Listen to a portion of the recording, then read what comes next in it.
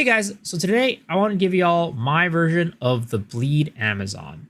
Now, surprisingly, a lot of people decided to league start Bleed Amazon, and that has resulted in a lot of different people getting their hands on it and making a lot of iterations and evolutions and improvements to the archetype itself.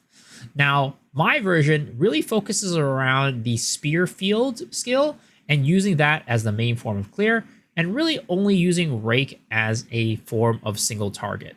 At some point, I actually tried playing Wind Serpent's Fury for single target because I was having a lot of trouble with mobs with Energy Shield, because before the latest patch, Bleed wasn't going through Energy Shield. So that was a way that I got around it, and now that they've fixed it, I actually went back to using Rake as my main single target ability, and I'm actually going to be making a separate build for Wind Serpent's Fury as my next build, actually. So stay tuned for that.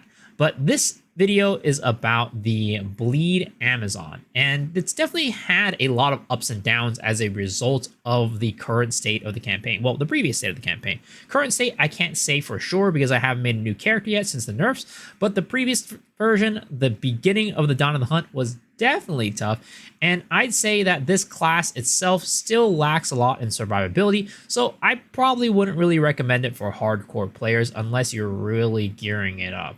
And that really is a tough thing to do. But yeah, let me go and start by showing you guys the character itself. So this is my Amazon. It's level 87 right now. It's Hemi Boy is the name. And it is currently rocking 94 strength, 197 dexterity, and 39 intelligence. Survivability wise, it really is not very survivable. We have our life at 2.3k, just about 2.3k, no energy shield, and we're rocking 75 evasion right now, and 147 spirit with 42% block. And we are capped out on our resists except for chaos damage. Now, the reason why we really don't have much survivability, and I think it's something you're going to find with a lot of Amazons, bleed and non-bleed variants, is really because of where we sit on the tree. Now, we're in a really awkward situation where we kind of want nodes from both the bottom and the top parts of our tree. And as a result, there really isn't much of survivability outside of evasion for this class. Normally, you'd want to go like a little bit into energy shield, for example, or maybe you want a hybrid dip into like armor evasion, which at the end of the day isn't that great anyways. But either way, because of how spread out our nodes are and what we want to do and how much we want to achieve in our tree to get things to work offensively, we really kind of have to skimp out defensively on this character. But there are definitely ways to mitigate damage that we will go into in a little bit that do help with the survivability of this class. But overall, being a melee class, being very squishy as a result of evasion, it's not a really good combination. Before, with the Deadeye, it was a little bit better because you're a range class at the end of the day, so you can kind of make that distance between yourself and the monster, and also the Lightning Spear Amazon also has that luxury. But for us as Bleed Amazons, we don't really have that luxury at all. So you're going to end up being very, very squishy and probably see quite a few deaths throughout the campaign and during maps. So probably not a hardcore character. But let's go into the skills. Of course, we have our main bread and butter skills, which are Rake and Spearfield. Spearfield is going to be our main form of clear, and Rake is going to be our single target. The playstyle is very easy. You literally just go up to monsters and you Spearfield them to death. You just walk up to them, keep using Spearfield, and eventually they die.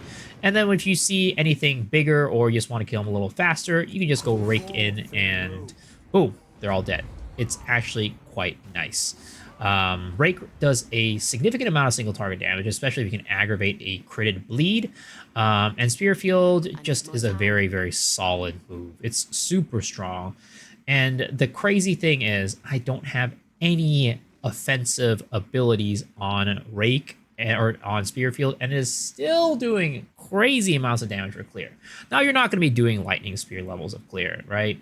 But for the, I'd say, pace of the overall patch and update, I'd say Spearfield is probably about average in terms of its clear rate. And as a result of kind of the innate knockback properties that you're going to see in a little bit of this ability, you actually are pretty decently survivable because of that. But again, you're still going to be melee range, so you're going to die quite a bit. But looking at Spearfield, we are using Incision to make sure we are applying bleeds onto it. So every piece of, or every incision cut on the enemy, every stack of incision will increase your likelihood of bleeding the enemy in the future. And because Spearfield itself lands so many spears on the ground, you're pretty much always critting the enemy at the end of the day. That's why we don't run anything like Lacerate. And this also makes our bleeds have a higher magnitude for, you know, every incision consumed when you get hit by, when you hit the enemy and it's bleeding. So this is really, really good. We also use Blind because we're an evasion class, and Blind allows us to dodge enemies a lot better. And of course, Spearfield being such a large AoE will make it so that the enemies in front of you are pretty much always blinded. We're using the Bludgeon because, as you can see right here, Spearfield puts a lot of spears on the field, Spearfield hence, but if your enemies are just kind of in front of you, they're only getting hit by these spears in front of you. So you're going to want to use Bludgeon to knock them back into the spears in the back to make it do more damage, as well as keeping yourself safe. Now, one thing you will notice is that the concentration of the spears is definitely a lot more weighted towards the front of your character as opposed to the back.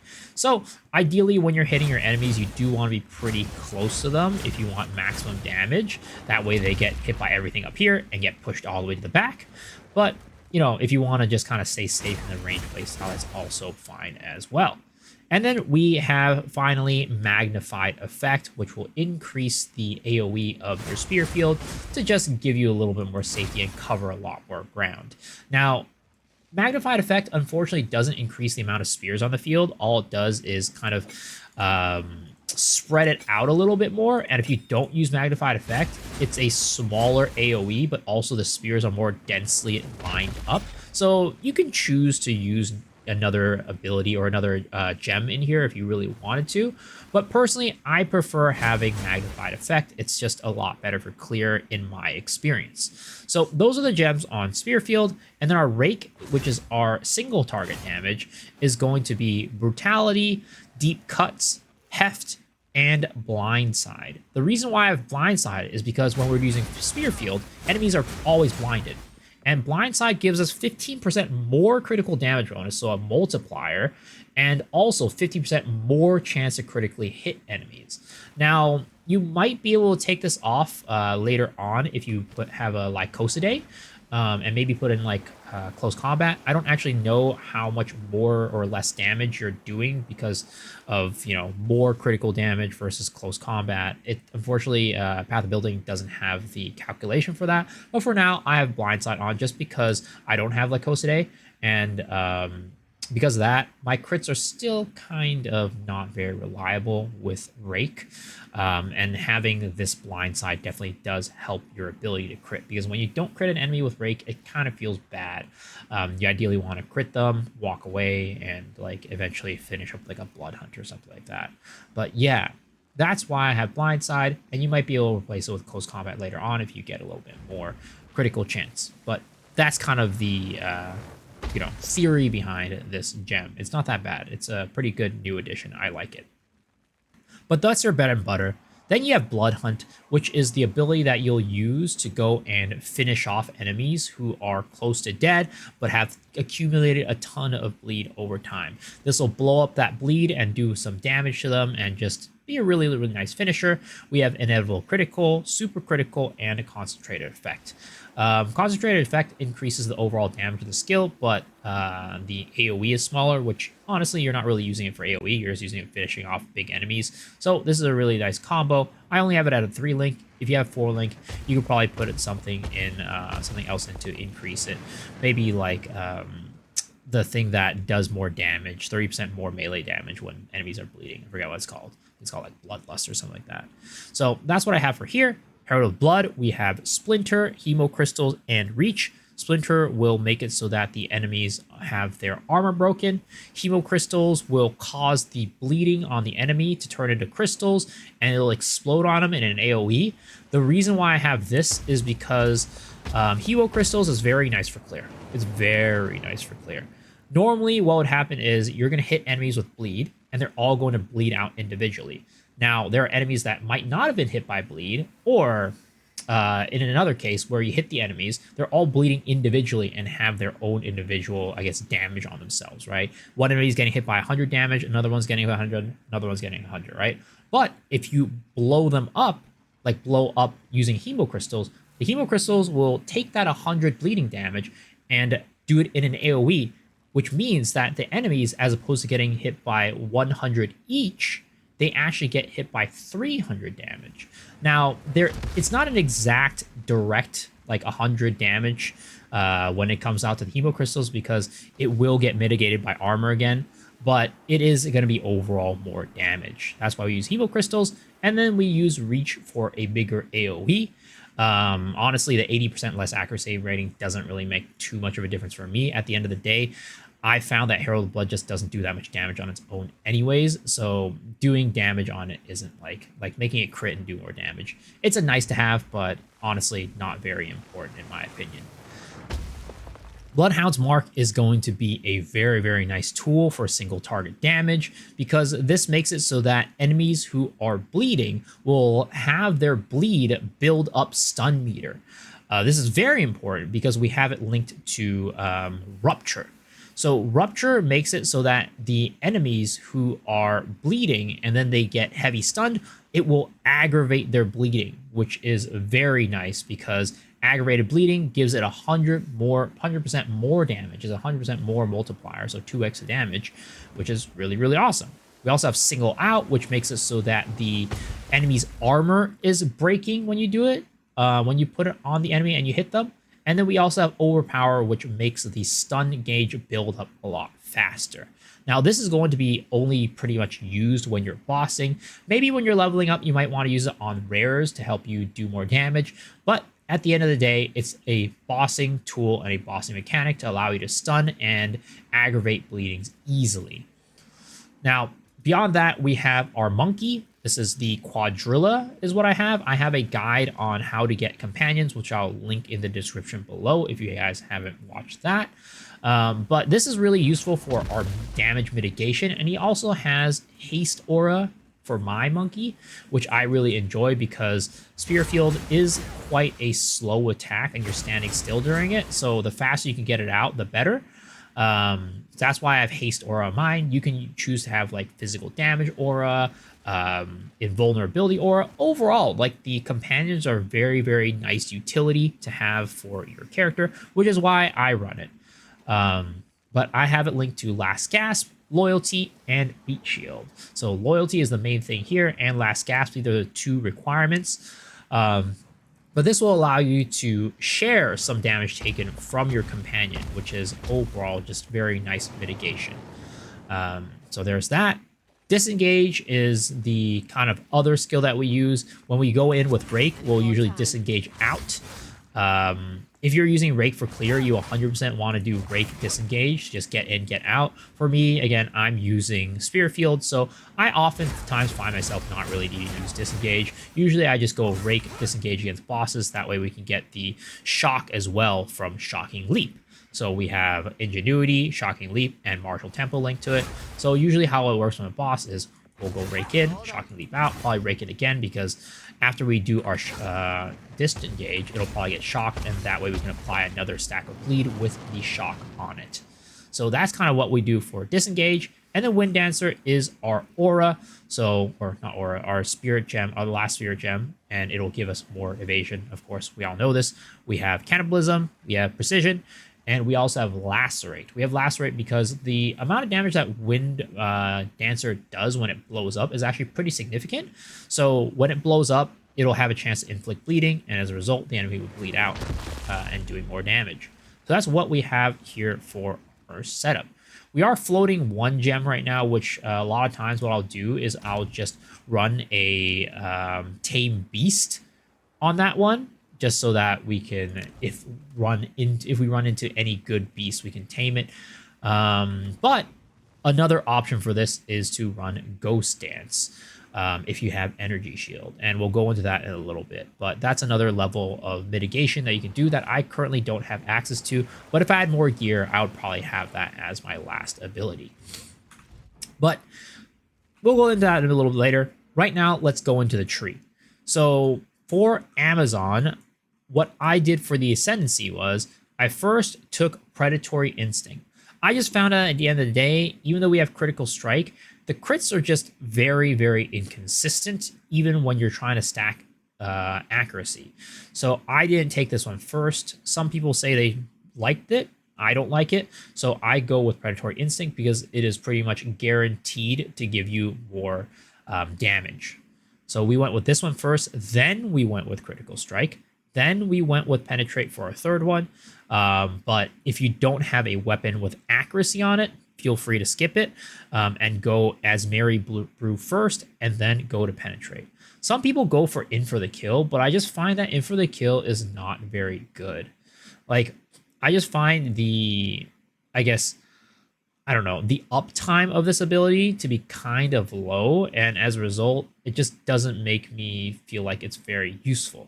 I find that the As Mary Brew is a lot more useful, especially because our skills do use quite a bit of mana. So anytime you recover life, you're also recovering mana, and your life flask gives you a lot more than your mana flask. So pretty much you're just instantly recovering all your mana every time you're using a life flask. So that's really, really nice. And with how squishy this class is, having two kind of heals is very nice. So that's why I choose to go there. You can choose to go In for the Kill if you find that's useful, but I just don't really notice its use when I'm playing. So there it is. For this skill tree, this is how it looks like. I'm going to pull up our path of building because I think that this is a little bit better for illustrating how we level up through the campaign. Originally, when you start, you want to go down the Stalk and Leap path and run Explosive Spear with Overabundance to basically proc the Stalk and Leap passive to make you do more damage. And one thing to note about the campaign is that while at the end game, we don't use Stomping Ground is extremely strong during the campaign process. And you can even use it after the campaign process. But it's just that for me, I prefer that all of my bleeds are coming from my Rake as opposed to Stomping Ground. I just think it's a different build at the end of the day. So for me, I take it off later, but during the campaign, you 100% should be using Stomping Ground. In the path of building, I have it right here. Stomping Ground and Lacerate on here are very important. And as a result, you're going to also want to stack Strength throughout the campaign as well. I'll probably change these nodes to like Strength later just to make it easier for you guys to see. But yeah, it's very important, and you will definitely want to use Stomping Ground with Rake at the beginning. But basically what we'll do is we beeline it all the way down here. Well, go down here first, actually. So we're on the way, we'll pick up some of these physical nodes, and for the most part, we're kind of beelining it down to these spear nodes. So again, grab these physical nodes along the way, and then go down to the spear node, because this gives us a lot of damage. This is very, very nice. But go down here, and then we'll probably grab some hazards over here. And then eventually, when we start going into the accuracy route with critical strikes on our tree, we're going to go grab some of these accuracy nodes. Then we're going to get some of these crit nodes over here for magnitude and also chance to aggravate bleeding. And then we'll grab some of these magnitude nodes as well and accuracy nodes. Now, the one thing to note is that early on, I definitely recommend people take Crimson Assault, because for the most part, when my experience early on was that I couldn't really kill the enemies with bleed just off of one hit. Normally, what would happen is you hit an enemy, it bleeds out over time. And when you're in the campaign, also, you're probably using Rake or you're using Spearfield, which will keep proccing bleeds over and over again. So the aggravated bleeds is actually really nice during the campaign. But at some point, your Rake will just do so much damage that 1 or 2 Rakes will just be enough to like kill the enemy with the bleed. So at that point, you're going to take off Crimson Assault, because the reason why you have it is because your bleeds don't stack. So you can't get like 2, 3, 4 stacks of bleed. So it doesn't really matter how long the duration is. If you have to keep going in and attacking with Rake throughout the fight, it's much better to have that guaranteed aggravated bleed than not, because you're just going to keep reapplying this aggravated bleeding over time.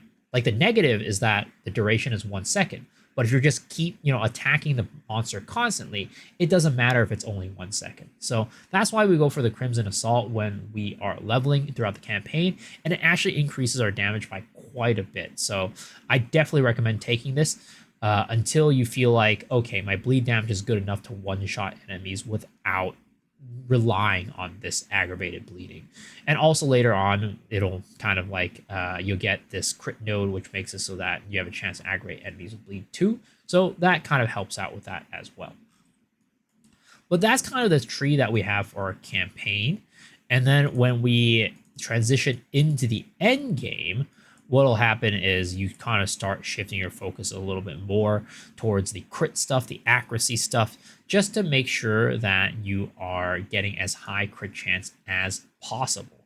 Oh yeah, jewels. I forgot to mention that. So jewels, I have these right here, which are rage on melee hit jewels, and I have that on the 2 jewel slots that I have here, because the Spearfield hits enemies so many times that you're pretty much always going to be on max rage, which gives you a lot of attack. And then I have a jewel slot over here as well that I haven't taken, that I will take eventually, and that's probably going to be mana on kill slot. And for the second one, probably some crit chance. So that's kind of what I'm going to be doing for my jewel setup and what I currently have set up right now. So this is kind of what we're going to be at the end game. My character right now doesn't have these nodes to go up here to the ES tree for the helmet. But at the end of the day, maybe I might not even take this if I can get enough intelligence to get a scepter to get energy shield. But that's kind of like a piece of tech that people have developed for the Amazon, which I think is pretty clever and nice. So we'll go into that right now. So looking at our equipment, we are currently using a Targe right here, so we're not even using a buckler or anything like that. That's just because I think the 40% block chance is really nice. The increased block chance from the shield, in my opinion, is better than the the evasion that you get from the bucklers. So that's why I'm using that. You can choose to use a buckler here, but also you can choose to use a scepter, because scepters will give you it has discipline on it, so you can find a scepter with discipline to give you some energy shield. That will unlock the ability to use Ghost Dance and increase your survivability more. But on top of that, you also get Spirit, which allows you to run additional things like the Monkey and Ghost Dance, which right now I can't do that because I'm pretty strapped for Spirit. But you kind of lose out a little bit on the shield survivability there, but kind of make it up using the Ghost Dance. So you can try it out and see how you feel about it. For me, I just don't have enough int right now. I don't have the gear for it, so I can't run the scepter because you need quite a bit of int to run it. So that's why we're just doing this right now. I'm probably going to be going Lycosidae for the full damage setup. Now, we're also using Starkonjas, which is a new unique. The really nice part is that it gives you basically everything that you need. It gives you evasion rating, it gives you critical hit chance, it gives you dexterity, because this is a very stat-hungry build. And also, the biggest thing is that you have the last line, 15% of damage from hits is taken from your companion's life before you. So you have 15% here, and you have 10% here, so that's 25% damage taken from your companion before taken from you. So a fourth of the damage you're taking will be mitigated by your companion, which is really nice. So that's why we use Starkonjas, and it's pretty cheap. When I bought it, it was only 1 exalt. So feel free to get this as a nice, cheap way of getting survivability, because again, this class is very squishy. So having any form of survivability is very, very nice. Now, for our other gear, it's basically just survivability, but also for our armors, for our glove, our accessories, you're going to want to try to get as much physical damage to attacks as possible. Flat Fizz on your rings. So this one has Flat Fizz. I haven't been able to get Flat Fizz on this one, but then also Flat Fizz on your gloves is very important, because the spears, unfortunately, don't come with a very high base damage. And with bleeds and any ailment, you're going to want to have high damage on your skills to be able to inflict a high level of bleed. So because of that, you really want to bolster it up with your gloves and your rings having flat physical damage. But beyond that, for our rings themselves, it's just going to be pretty much survivability. And also, leech is very nice as well, which is why we have leech on our gloves and our ring, because life leech is a very good way to sustain yourself as well to give you more survivability overall. And then I have mana leech over here. Could probably get a better roll on that, but it is what it is. So this isn't like completely enough to sustain. I'm probably going to want to get like a life on a mana on kill gem jewel on my tree, but I haven't been able to get that yet either. But those are what you're going to want to prioritize on these. But also accuracy rating. We're going to want to get accuracy rating on both your gloves and your weapon, and also if you can get it on your rings as well, that's also a big bonus. Your accessories having accuracy rating, just basically getting accuracy rating on as many things as possible, because that'll overall increase our crit.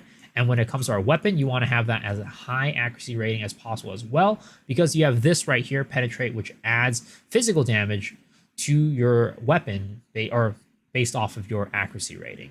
Now, I don't have a great weapon. It only has 177 accuracy rating. And in my opinion, it's probably better to get higher accuracy and lower physical damage, because this adds a really nice level of flat fizz. The percentage physical damage roll just doesn't give you all that much right now because of the fact that your base damage is low. So having a high flat fizz on here, having a high accuracy rating, and then probably having a little bit lower increased physical damage is probably the way to go for this spear.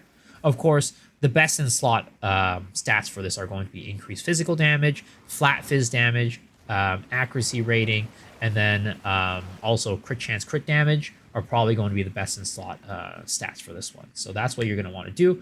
I have an increased physical damage rune on mine right now. Honestly, I should probably change it to accuracy rating or a crit damage one. That'll probably increase my damage by quite a bit more. I just haven't done it yet. So that's where I am doing for the weapon. And everything else is just survivability, basically. For our anoint, I am anointing critical exploit, which just gives us more flat crit, which is very nice. And I also have spirit on here because the monkey takes a lot of spirit. So you're going to want to have some spirit on here to run all the, spirit jewels and the monkey as well. But that is our equipment. I think that the shield, again, you should either use a scepter or a Lycosidae. Hyries Ire is also really good for this. It gives you acrobatics for free, but that's really expensive. And then there's also Lisrathas, I think it's called, which is a belt that increases your max fizz or your max attack damage, which is really nice because, again, our damage on our spear is very low as a base. So that's another item that you're going to want as a best in slot for this, but I just don't have that. They're way too expensive. Lycosidae is dropping in price, though, so if you guys pick that up for cheap, feel free to do that. But yeah, that is the character in a nutshell. Overall, it's been a lot of fun. I'm probably going to keep playing this character a little bit more. I want to play a little bit more, but as I mentioned before, I do have something cooking with Wind Serpent's Fury, so that's probably going to be where I'm be going next. But yeah, hopefully you guys enjoyed this video, and hopefully you guys enjoyed this build guide. As always, if you enjoyed, remember, sub button is the best way to support the channel, as well as show me that you enjoyed the content so I make more of it. Additionally, I stream every single night on twitch.tv/MeSoXhero, so come hang out with me there. But if you can't do that, I completely understand. Hopefully, I see you guys on the next video, and I hope you guys enjoy this map that I am going to include at the end as well. All right, guys, until next time, peace. Need a moment to prepare.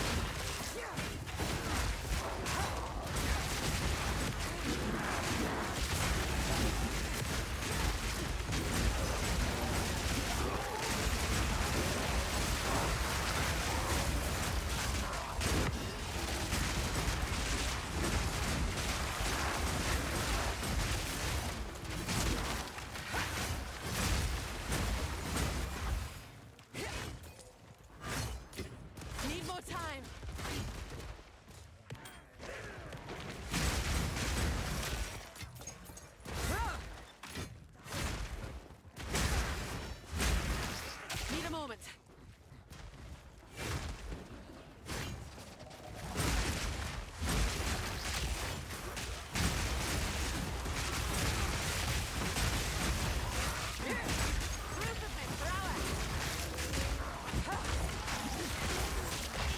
Need more time.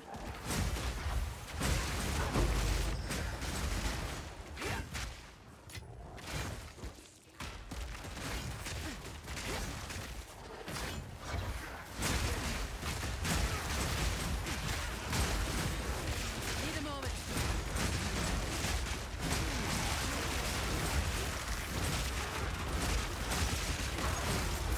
From the app.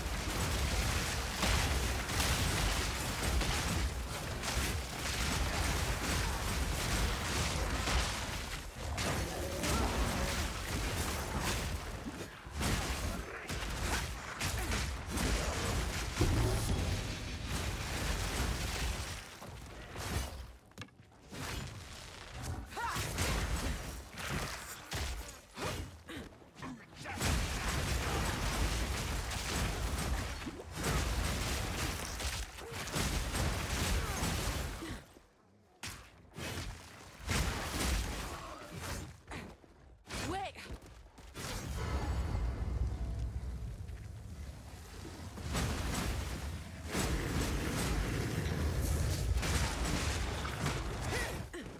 Hold on.